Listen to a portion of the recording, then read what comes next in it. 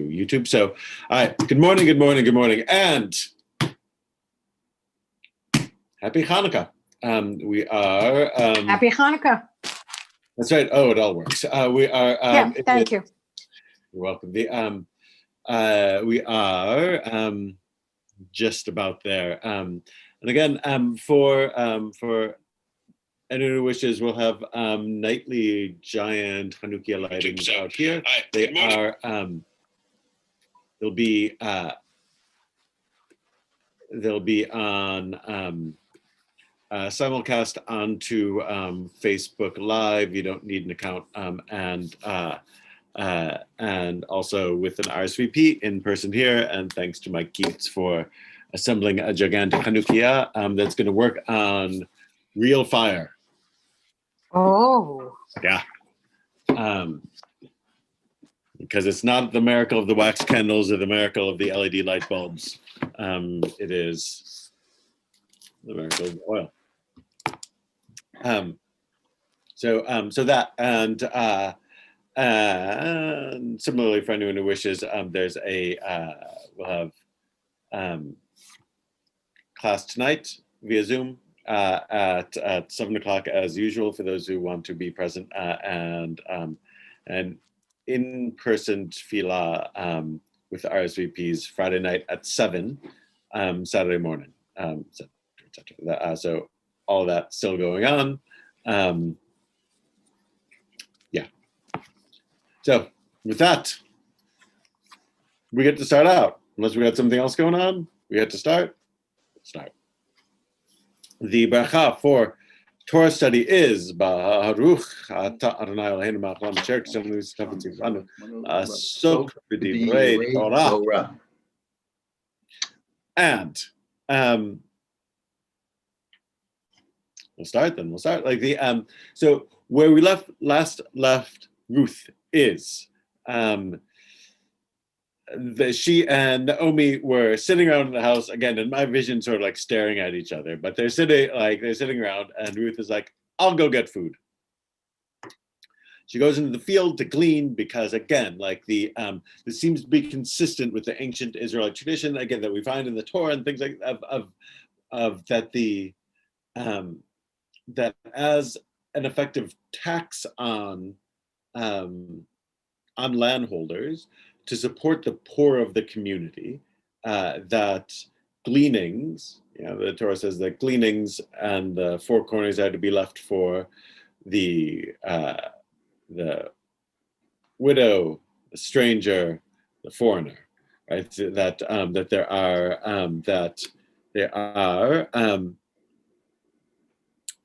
they are supposed to that even though you plowed the field, even though you planted it, even though you're the one working it, irrigating it, maybe like that there's a certain amount that's going to go to poor, the widow, the foreigner. Ruth is obviously all three. So Boaz shows up, says, "Who is that woman?" As we noted, the rabbis say, because she was so modest. And the response comes, she's a Moabite girl who came back, which again indicates that she looks young. We know that she was married and 10 years unmarried and childless, and who knows how long after her husband's death we are now. But she's certainly no girl. She's easily in her mid to late 20s or early 30s. But they see her as a girl, as it were. She's a Moabite girl who came back with Naomi from the country of Moab. And asked to glean, and and Boaz's servants notes her as a particularly hard worker. And then we'll pick up chapter 2, verse 8. We get this sort of sense of Boaz as a thoughtful guy, right? Boaz, Ruth, hello, shamat biti, al tichi leleket lilkot. Don't go and glean and pick up the what was left behind in the field. And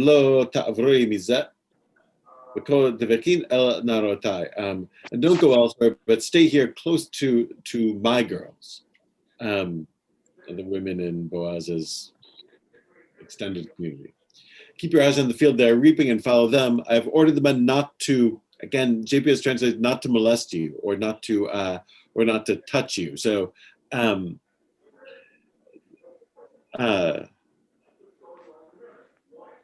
sexual harassment isn't a modern issue, and it's not unique to the internet age, and it's not unique to America or the West or to the last couple of years or anything like this. Like it seems to be a specific context like that. He's seeking to protect her. When you're thirsty, go to the jars and drink some of the water that the men have drawn. So he offers immediately to take care of her, and I think that's where we left off, right? Pause. Questions on this? Moving forward. So verse 10 then. Tifol al paneh.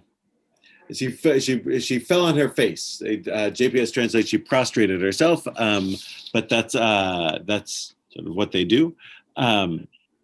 She fell on her face and bowed to the ground and said to him, "Why should I find favor in your eyes to recognize me when I am a foreigner?" Which is like really a why are you being so nice to me, right?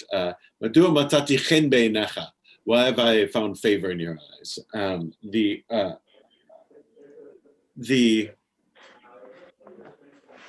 This links to the beginning of the chapter, right? Here in verse 10, she says, why have I found favor in your eyes? And if you look back to the beginning of the chapter in verse 2, she says, I'm going to go out. Maybe I'll find favor in, maybe I'll go to the field of somebody who will, and I'll find favor in their eyes. So she sets out asking, like, sort of like, maybe this will happen. And now she's essentially saying, this exact thing happened to me. Same phrase in last week's Parsha, when Esav decides not to bear a grudge against Yaakov. Yaakov says, "Why have essentially the same phrase? Why have I found favor in your eyes?" When I'm a foreigner, right? Va'ani nochriya, right? So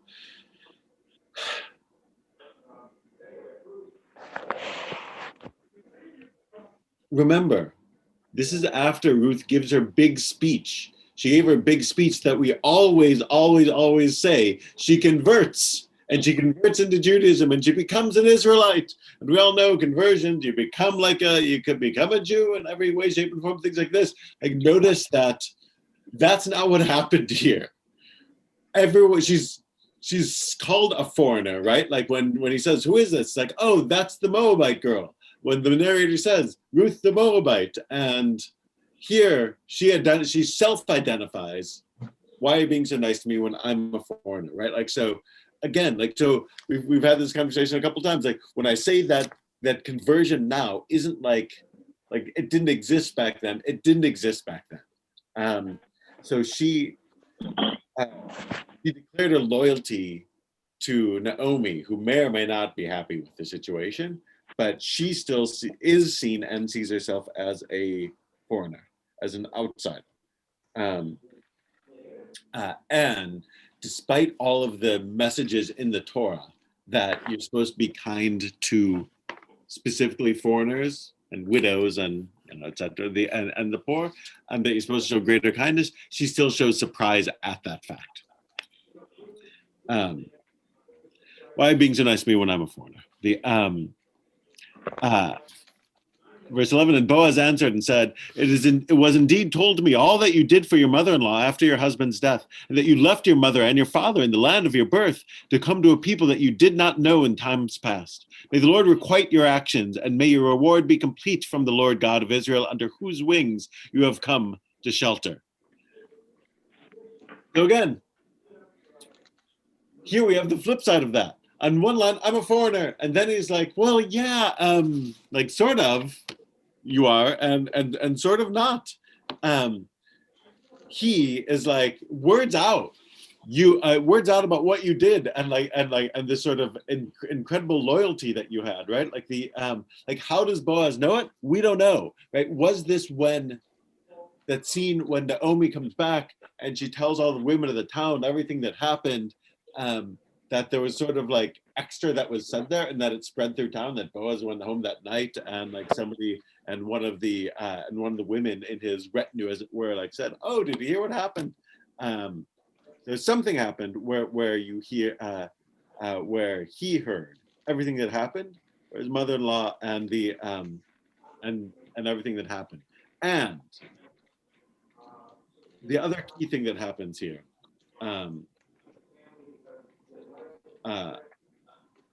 is he says, what you did, ותעזבי אביך ואמך בארץ מולדתך תלכי אל העם אשר לא ידעת. How you left your father and your mother and the land of your birth and came to a people you had not known before. Where have we heard language like this before? Torah fans? Abraham. To Abraham. This is Abraham. This is a there's a good reference to the call to Abraham. When Abraham leaves his idolatrous homeland, and God says, so Alter brings us out, like in Robert Alter's note, he says, you left your mother and your father in the land of your birth. These words are the most significant literary allusion in the book. They explicitly echo God's first words to Abraham in Genesis 12:1, go forth from your land and from your birthplace and from your father's house. Now it is a woman and a Moabite who reenacts Abraham's long trek from the east to Canaan. She will become a foundling, mother of the nation, as he was the founding father. Founding father. Ruth's paradoxical journey outward from the home proves to be a going back to a home, has been aptly summarized by Herbert Marx. These brief chapters outline the two principal archetypes of Western narrative: the Abrahamic myth of definitive rupture and the Odyssean myth of ultimate return, the journey home. So she's saying this is sort of like the just like Abraham's is a journey into the unknown, so hers is a journey into the unknown, and one echoes the other, and just like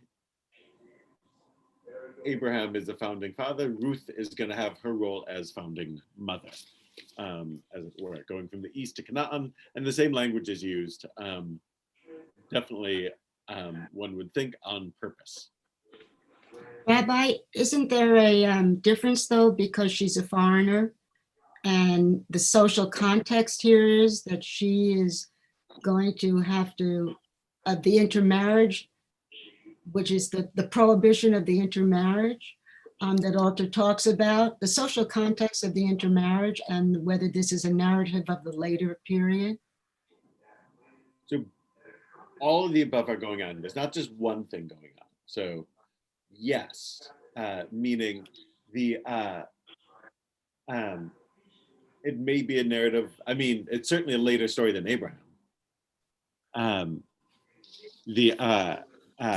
Though the language of the leaving your father and your mother to a land that you did not know is and the land of your birth, that is that's definitely supposed to echo, like there's but yeah, but it's not the only narrative present. You're right.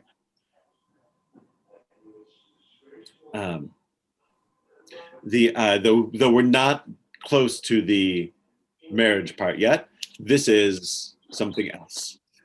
This is just their meeting. So and verse 13. And she said, may I find favor in the eyes of my Lord, for you have comforted me and spoken to the heart of your servant, who could scarcely be like one of your slave girls.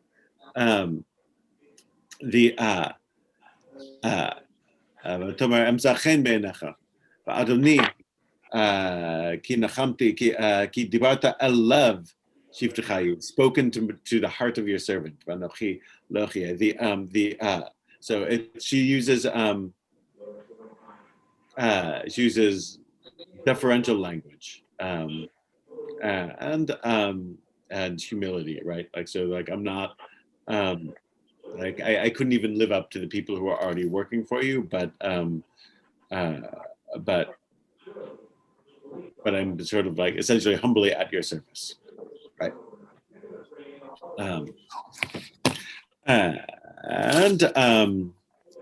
And it continues along. The 14, and Boaz said to her at mealtime, "Come here and eat of the bread and dip your crust in vinegar." Right. The altar notes that the meal after the arrival of a stranger at a well in a foreign land is still another motif of the betrothal type scene. Right. That's consistent with the scene of the servant, Abraham's servant, going and getting Rivka and Yaakov and his wives, and it sort of describes their meal, dip your crust in vinegar. Like that's clearly this is their. If you go to the Talmud class, they talk about the poor man dipping his bread in salt. We still part of a Friday night custom. You may eat where you dip certain breads in olive oil. Here you have their custom of dipping their bread in vinegar. He invites her to eat, and she sat alongside the reapers, and he bundled the roasted grain for her, and she ate and was satiated with some left over. Yeah. Rabbi, the Jewish Study Bible says vinegar, actually a refreshing drink of sour wine and oil.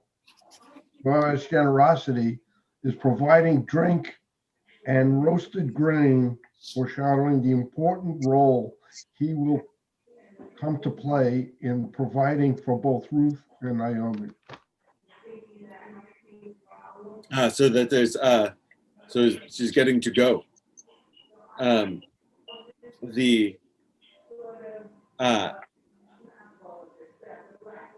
Got it. So here,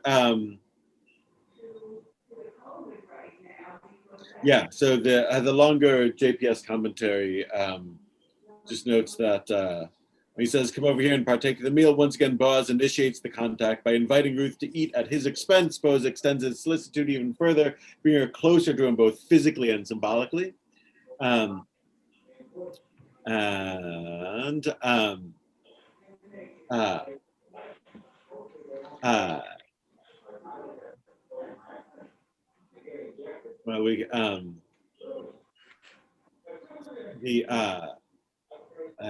the JPS also mentions like that when she ate her fill and had some left over, his generosity in seating her with his entourage and feeding her is exceeded by his generosity in handing her so much food that she has some left over. Such abundance and largesse are rarely mentioned in the Bible.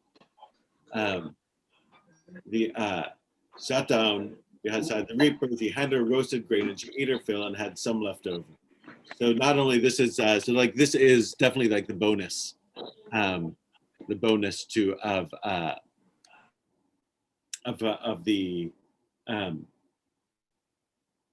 the moment. She went out just to find food, and she's now seated at the seated when he says, "Come over here." Like she's sort of seated close to the owner of the estate, and has been given lunch and food to take home. When she got up again to glean, Boaz gave orders to his workers, "You're not only to let her glean among the sheaves without interference, but you must also pull some stalks out of the heaps and leave them for her to glean, and not to scold her." Right. So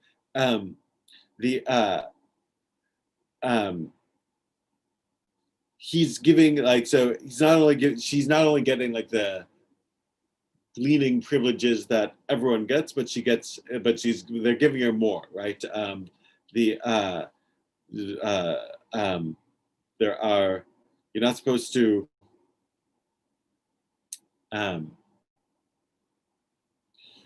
he's giving her a preferential spot. And the JPS here also gives a great comment. Don't interfere. tamlichuma from the root chalem, which means don't humiliate or embarrass her. The idea is embedded in lachadodi when we say lo tevoshi v'lo tikalmi.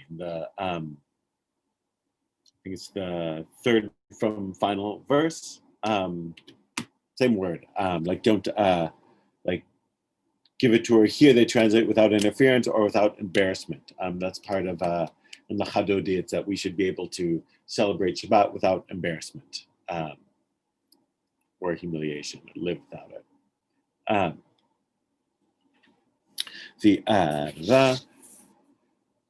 She may certainly take her share from the loose ears of grain and glean, and you shall not chide her. 17, and she gleans. Rabbi, Sir.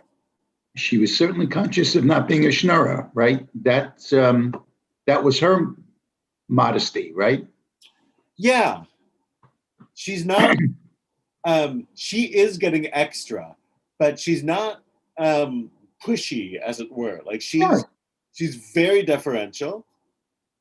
And it seems some combination of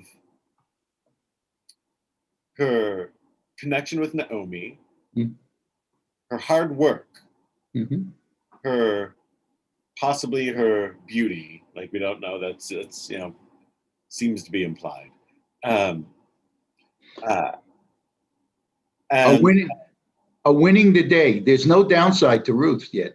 Yeah, and like her story that she has character, right? She's not just another Moabite widow who has wandered over. Like the story of this of her character, of her loyalty is has spread around town, and that wins, and that's won Boaz over, who's like, wow, she's not just an average woman out there. And so we don't know at this point in time, is Boaz just a nice guy, or is he or is he wife's shopping?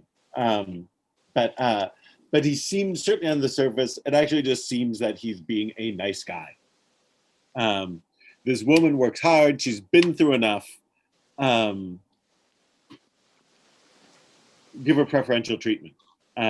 Again, she's not just given it. She still is going through and working. That's part of the greatness of the system, is that it's is that the poor are provided for, but they have to work for it.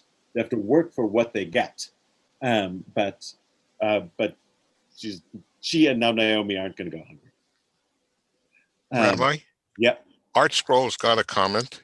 Vakasha. The verse stresses gleaned because although Boaz had ordered his harvesters to drop large amounts for her, Ruth limited herself to the gleanings she was entitled to by law, which was a maximum of 2 stalks at any time. And she did not avail herself of Boaz's charity. Huh.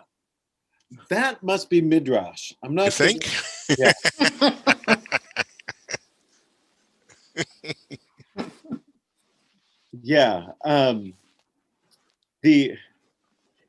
Yeah. So they're picking that up. Like, there must be, and I'm not familiar with it, but obviously Art Scroll is or the editors there are aware of. There must be rabbinic halacha, like on like the maximum stocks that gleaners can take. In other words, like, can I go through and take so much that there's nothing left for the people behind me? They must have halacha. No, you can only take up to X amount. Like but even like I don't know, like he seems to like specifically be offering more. So it's hard to imagine what they're saying is actually is there. But who knows? Now, I was going to say one more thing, which is kind of strange. Also, Midrash, also in an Art Scroll, says that Boaz is 80 and Ruth is 40. Says based on Midrash, it says. Yeah, of course. Like so could be. I mean, reading this, I always assumed that she was younger than that and that he was younger than that, even though he's a widower. I don't know. I guess I didn't picture him as 80. And she's a widow, right? So I mean, sometimes with biblical ages, like the easiest thing to do is just cut him in half, right? I mean, almost even with like even with like Abraham and Sarah, like it works a lot better if And divide by 40. right, exactly. If he's right, if he's like if in the Abraham story, like if he's 50 and she's 40, or something like this, and you know, and it's, you know, biblical times, and they think that her childbearing years are past her, and then she conceives. Like it's sort of like, oh, just by halving the numbers, or he's 45, I guess, and she's 40. Like it's sort of it all like sort of like works. It works a little better that like, wow, I didn't think she was going to conceive anymore, and she did, right? And so so like that was my first thought with that comment, is that if we half that number, and he's 40 and she's 20, it works a little better. But still, she's definitely not. She can't be 20. But also she can't be 40. Because they're calling her a na'ara again and again and again. They're calling her a girl. So it's already sort of like not, even biblically, it doesn't work great for and girl here, like it's not like the way they use na'ara in the Tanakh, like it's not the way that you know some people might use it today, where you might say I'm going to I miss that being able to go for lunch with the girls, and you might be referring to your 6 to 8 year old friend, right? Like it's not that sons and girls. So but yeah, so he's older than her. 80-40 is unlikely. But that's hilarious. 17. 17. The even I feel like going back, because like reading 15 again underlines how unlikely the first midrash cited is. Right? And she rose to glean, and Boaz charged his lad, saying, among the sheaves too she may glean, and you shall not harass her, and she may also certainly take her share from the loose ears of grain and glean, and you shall not chide her. That implies she's not just taking the bare minimum, or that he's pushing her not to take the bare minimum. And she gleaned in the field till evening, and beat out what she had gleaned, and it came almost to an ephah of barley. And she carried it and came to the town, and her mother-in-law saw what she had gleaned, and she took out and gave her what she had left over after being sated. Her mother-in-law said to her, where did you glean today, and where did you work? May he who recognized you be blessed. And she told her mother-in-law how she had worked with him, and she said, the name of the man who I worked with today is Boaz. And Naomi said to her daughter-in-law, blessed is he to the Lord, who has not forsaken his kindness with the living and with the dead. And Naomi said to her, this man is related to us, he is of our redeeming kin. I'm going to pause there because there's a lot. I mean, there's a few things. One, like notice that she, the order of things there feels weird, right? One, she's always referred to as mother-in-law at first, and then after a while as Naomi. Like, so,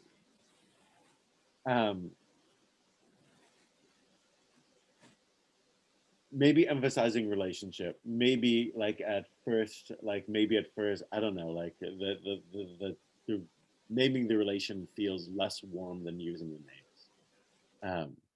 But they come home. She comes home. She shows her everything that's left over after having eaten, and then the question comes. Notice that she didn't come home she didn't rush home and say, guess what happened, guess what happened, guess what happened. So yeah, I don't know if it's like that you wait to be spoken to, or what's or what it is. So now there's a ton of food, whereas this morning they were hungry, now there's lots. And she Naomi now changes her tune. If you remember, the last time that that Naomi referenced God was when she came back and spoke to the women of the town and said, I left full, but God has made me empty, right? So before, God was a source of her emptiness. Now, God is invoked positively. So she's switched. Where did you glean today? Where did you work? Blessed is he who took such generous notice of you. Like, so before she even knows, she's trotting out the baruchs. And she told her mother-in-law whom she had worked, saying, the name of the man I worked with today is Boaz. Again, not offered immediately, but only in response to a question. Who has not failed in his kindness to the living and the dead. Literally, lo azva, hasn't, lo azav chasto, hasn't abandoned his kindness, his chesed, his loyalty, et ha'chaim ve'et hametim, for the living or to the dead. The living, us, the dead, to Elimelech. Naomi explained to her, the man is related to us. He is one of our redeeming kinsmen. Goel. He is our karov lanu, ha'ish megoalenuhu. He's our goel. Goel is a redeemer. You know this word from davening 100 times. Umevi goel livnei v'nehem lama'an shemo b'ahava. Melech ozer v'ged Moshiach u'magen. Right? From the first blessing of the Amidah, we say that God, Umevi goel livnei v'nehem, who will bring a redeemer to Abraham's descendants. There, when it says God will bring a redeemer to Abraham's descendants, the descendants are us, and the redeemer is the Mashiach. And it comes soon in our days, right? There, that's the redeemer, the person who will bring us out. Or we know the second blessing of one of the other blessings of the Amidah is Geula, of redemption. Or we say before the Amidah, we even say at the end of the blessing for Mi Chamocha is Baruch Atah Hashem Goel Yisrael, right? The Redeemer of Israel. So again, there's a sense of redemption. Same word. That's what he's supposed to do for them. Rabbi, Sir. there it says Jewish Study Bible has a footnote about redeeming kinsmen. This is a huge one, It's yeah. from Leviticus 25 through Deuteronomy 25, 5 Right. through 6. The fact that Boaz was a kinsman of Ruth's dead husband opened up the possibility of providing an heir for the latter. Exactly. So that, if you remember, I feel like this is what we did. We'll do it now. At the beginning of our study of Ruth, I brought in a couple of texts of the sources of Yibum, of love-right marriage. I did this, right? Of love-right marriage. That's exactly what they're referring to there, right? So earlier I brought those Leviticus and Deuteronomy, those two pieces, and with Onan, who's that's this week, right? This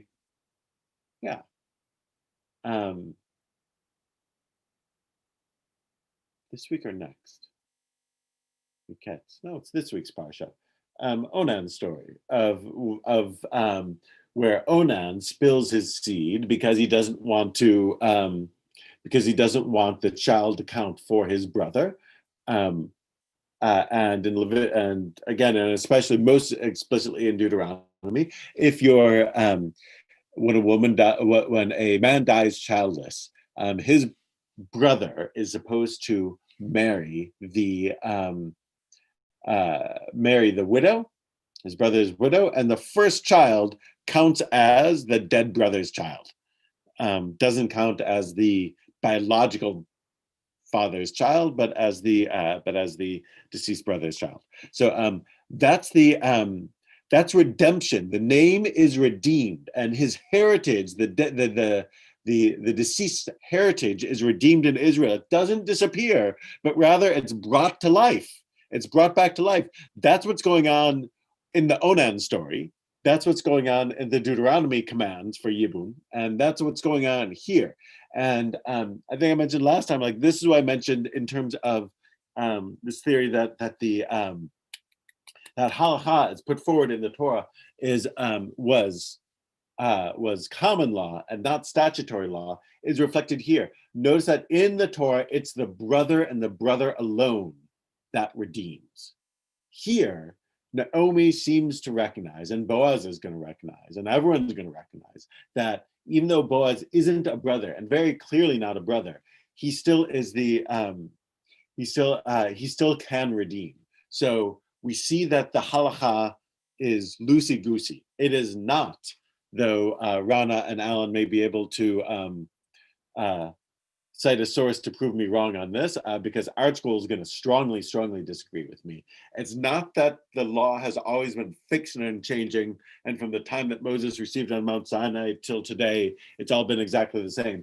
This is sort of evidence of it, which is to say that redeeming kinsmen here has nothing to do with the law, with the letter of the law in Deuteronomy. It's almost like the spirit of it that they're working from. Pause. So, Rana, Alan, like, does Art Scroll give us a redeeming kinsman comment here? No, No. nothing. All right. I'm sure they will. Alter's comment is redeemer throughout the story signifies a legal familial function. If a childless woman is widowed, male kin can redeem her through marriage, assuring that through him her inheritance will not be lost, and providing her offspring. Naomi is careful to say of our redeeming kin, properly implying that there may be other candidates in the family, as proves the case in chapter 4. So again, in Deuteronomy, just a brother. And seemingly in Genesis, it's supposed to be just a brother, though in the end, Judah, the father-in-law, performs the function of redeeming kinsman by accident, by sleeping with his daughter-in-law, though he thinks she's just a prostitute. Redeeming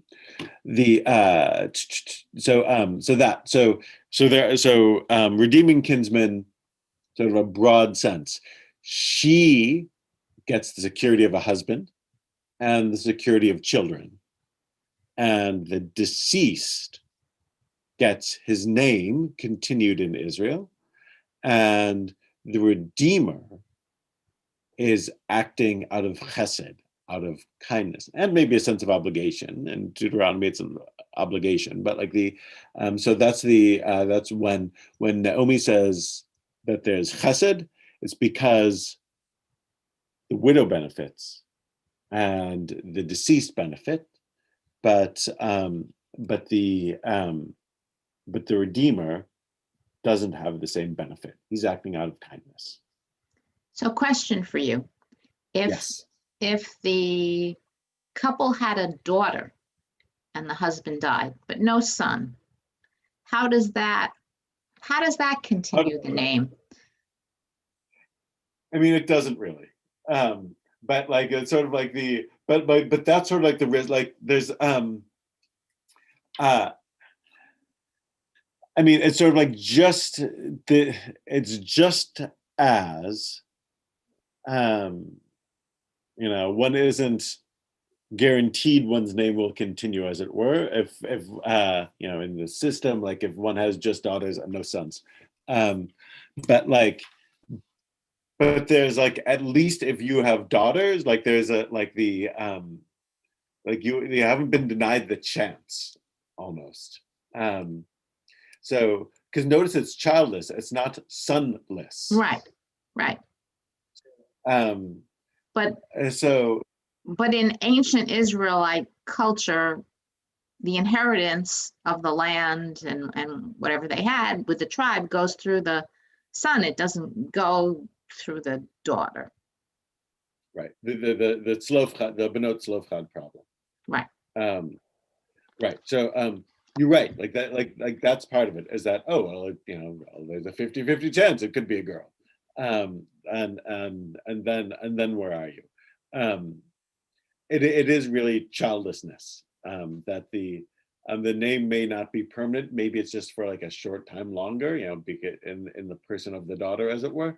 But the thought is that at least the chance for procreation has happened, right? Now, obviously, you could have had 10 children, and all of them could have been girls. But you're right, is that it doesn't. It's not a perfect system, but there is no perfect system. Let's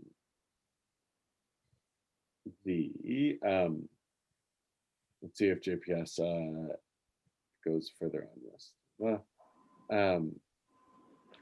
Rabbi, yep. in Deuteronomy, does Judah actually marry Tamar? In Genesis, no. He does not seem to. No, in fact, it's explicitly no. The text goes out of its way to say they weren't intimate again. So no, they were not told what happened beyond the fact that that they don't sleep together again.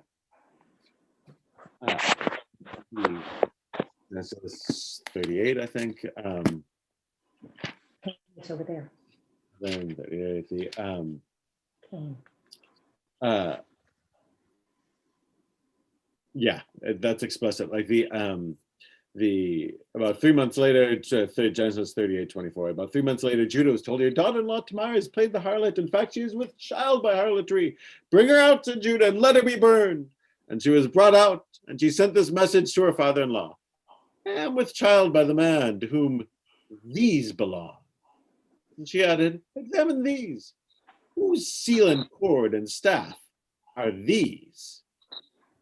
Judah recognized them and said, "She is more in the right than I, inasmuch as I did not give her to my son Shelah, and he was not intimate with her again. Lo Yosef od ladata." And that's the Eitz Chaim note on that is, this is there's a distinction between this incident and the love-right law of Deuteronomy 25:5. There, in Deuteronomy, the widow becomes her brother-in-law's wife.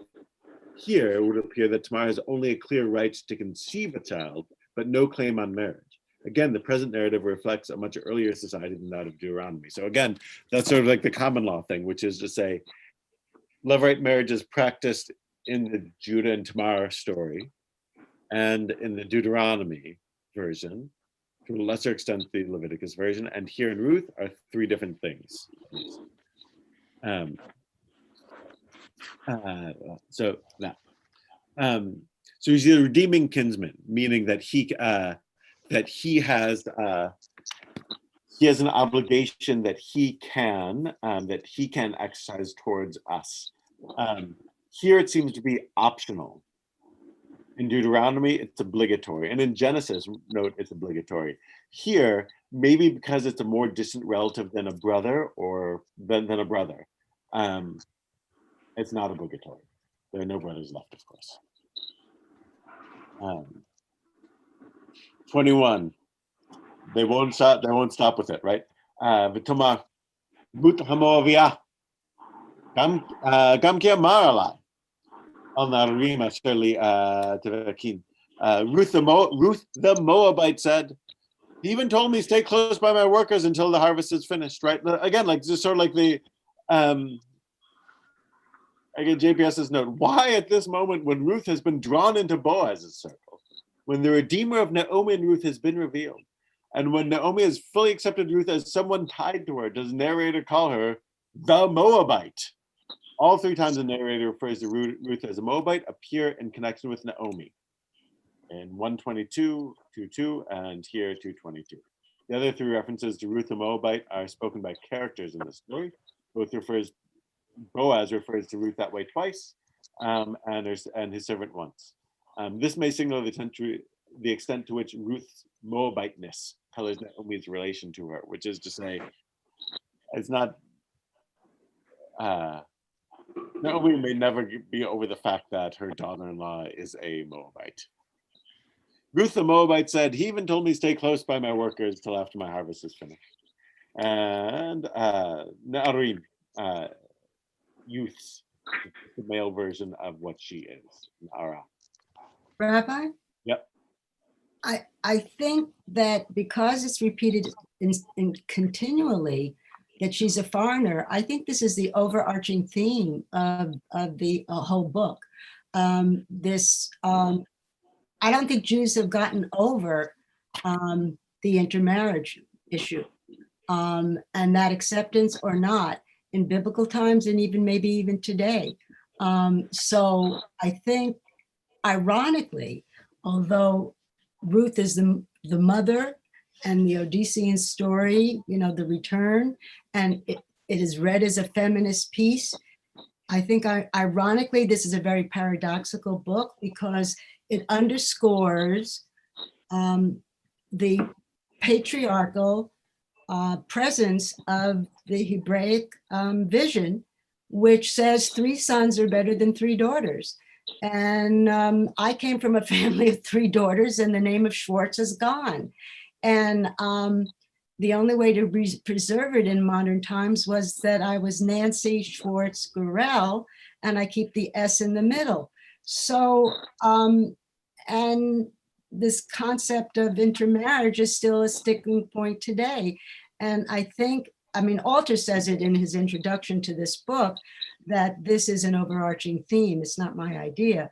Alter says that the idea of intermarriage was a social context that the writer of this book was trying to propose because it was at this time something that people were struggling with.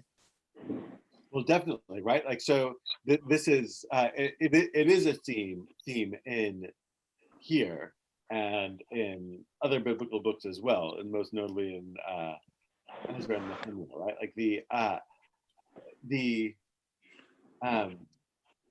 her foreignness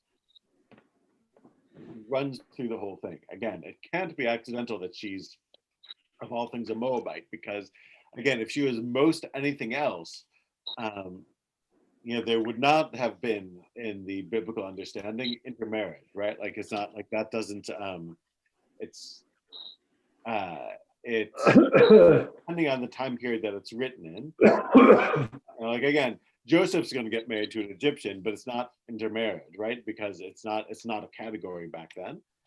Moses is going to marry a Midianite, but it's not intermarriage because it's not really a category. But by the time of Ezra and Nehemiah, it is. But even in areas other than Ezra and Nehemiah, the return from the exile, Rabbi? intermarriage is only an issue to like a few nations, Moab among them. And that might be part of the polemic they're working on. Yeah, Alan. Ruth was already married to somebody who was not a Moabite. She married Naomi's son. Right. So she's already been a member of the tribe. Well, this is the thing. It's sort of strange, but like so that's the way it seems it should be. But Orpah, and it's a trivia question, seems to have reverted, and Naomi wanted Ruth to revert, and Ruth refuses reverting. So yeah, it seems that her status should be clear, but it keeps getting called back, and again, this is it actually is Yitz Greenberg, the modern Orthodox scholar, his Torah commentary this week sort of like touches on this, on Ruth, and brings it out specifically, right? Like that the Jewish vision of the Messiah is somebody who's descended from Ruth, the Moabite, Moabites being the descendants of incest between Lot and his daughters, and of Judah and Tamar, Boaz's ancestor. It was the result of a father-in-law sleeping with his daughter-in-law, but he thought that she was just a prostitute. That's the source of the Mashiach, of the Redeemer, and and as opposed to the classical Christian vision, which is not, which is has virgin births and immaculate conceptions in the Catholic understanding, and not all this dirtiness. So yeah, so it could be it could be a message about intermarriage, and one that says, maybe especially in the instance of Ruth seeming conversion, get over it.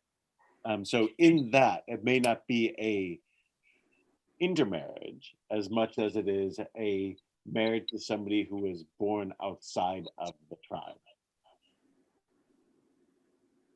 Ruth the Moabite said, he even told me, stay close by our workers until all my harvest is finished. And Naomi answered her daughter-in-law Ruth, it is best, daughter, repeat, that you go out with his girls and not be annoyed in some other field. So she stayed close to the maidservants of Boaz and gleaned until the barley harvest and wheat harvest were finished. Then she stayed home with her mother-in-law.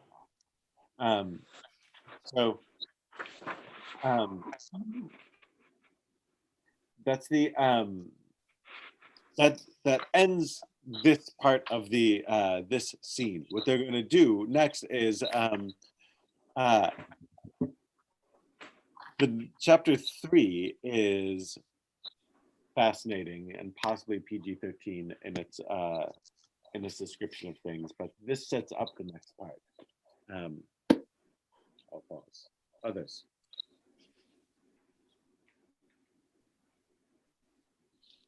All right. So the next part is so chapter 3 will pick up with the courtship, as it were, and Ruth is somewhat forward in how she handles these things. All right. So that. For those who want, tonight the Chanukah lighting will be either in person via RSVP, masked and distant in the courtyard, or on Facebook Live. You just go to facebook.com/Temple Shalom NJ. Facebook.com/Temple Shalom NJ. You don't need to be have an account on Facebook or anything like that. You can just watch. So it'll be there. And more than anything, have a happy Hanukkah. Yeah. You too. You too. Your Happy family. You Hanukkah. too. Happy Hanukkah, Rabbi? everybody. Happy Hanukkah, everybody.